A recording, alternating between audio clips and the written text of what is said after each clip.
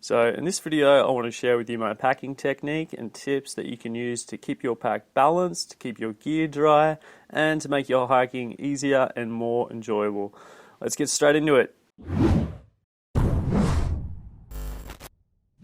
Okay, in this quick 2-minute tip video, I'm going to show you how I pack my bag when I'm going hiking or climbing. Everyone has their different kind of methods, but I want to show you mine. So what we have down here is all my gear laid out. As you can see, most of it's in dry bags of some description, and I've got this big yellow pack liner. So almost everything will go in the pack liner. That will keep everything dry. The only thing that's not in the pack liner is my water bladder, which is going to be as close to my back as possible. So using this pack liner basically means that you can dump your pack into the river and everything within that liner is going to stay dry. I find this much more effective than simply using a rain cover. From my experience in heavy rain, they just don't work. So for you, depending on where you're hiking, a pack liner might not be necessary, but for me, this is a very old habit that I picked up from my early 20s at the start of my hiking career. Grew up backpacking in Tasmania, and we're used to hiking in places that can receive up to 280 days of rain a year in conditions like this, very muddy and wet. So you can see where that habit kind of formed for me.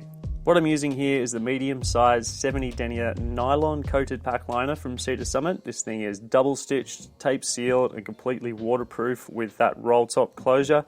So I think for the extra 272 grams, it's totally worth it. I mean, unless you're hiking in Arizona, I think I would use this in just about any situation other than maybe hiking in the desert. I would make an exception for that. The other stuff sacks that I have, they're another wet protection layer just in case, but they're also there to provide some compression. I like to use the evac type stuff sacks that expel the air through the event membrane at the bottom. So as you roll them down, they become smaller and smaller. This saves space, but also weight when compared to using a strap-based compression bag. This is a great way to get more things into a smaller 40-litre bag like this one that I'm using from Lowe Alpine. And you'll find affiliate links to all this stuff in the description. So the theory that I go by with all of this stuff is I want to keep light and bulky at the bottom. So things like sleeping bag, tent floor, and my mattress, that's going to be at the very bottom. It's light and bulky. You want the heavy things close to your back in the midsection. So that's my water. So your water is probably going to be the heaviest thing in your pack. And in order to balance the pack with your physiology as a hiker, you want to keep that as close to your center of gravity as possible. That makes everything a lot easier. Could you imagine having the heaviest things on the outside of your pack? You'd be constantly being pulled backwards. Not good, obviously. So you want to keep that as close to your spine as possible. And all good hiking backpacks should allow for that, with a hydration sleeve, a hanging pin to keep it up around your thoracic spine, and a hose access point just to make things simple. My water, food.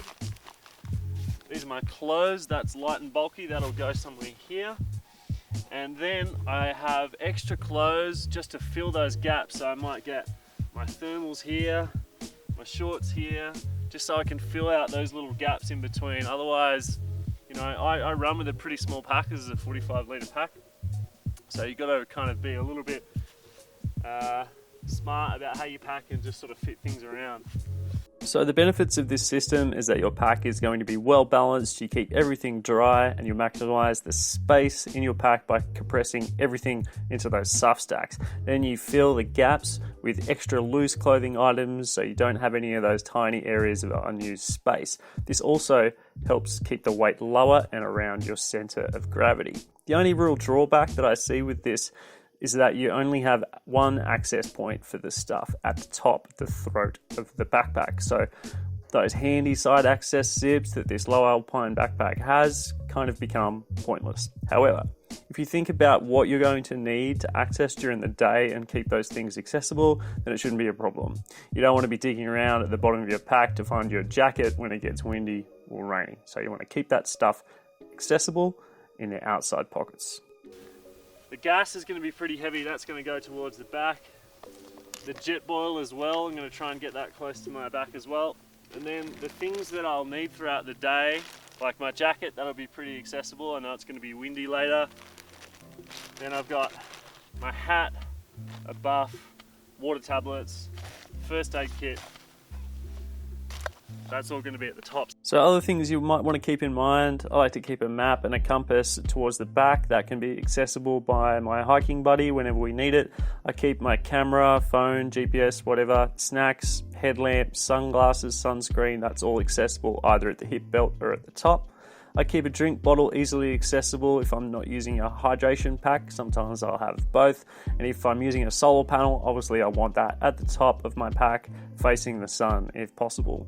Obviously, this is all up to you and where you're hiking, whatever trek you're going on, what gear you're taking, but all the main principles outlined here can be applied to most adventures. If you want to learn more about what I think are the most important gear choices for a hiker or a trekker, you should download my free Essential Gear Guide. It's a huge 35-page document packed with extra info and questions you need to ask yourself before you buy this stuff. Check out the link in the description. You can download it for free. First aid kit, that's all going to be at the top, so that's what my pack looks like when it's eventually packed. That's all for this one. I'll see you on the summit.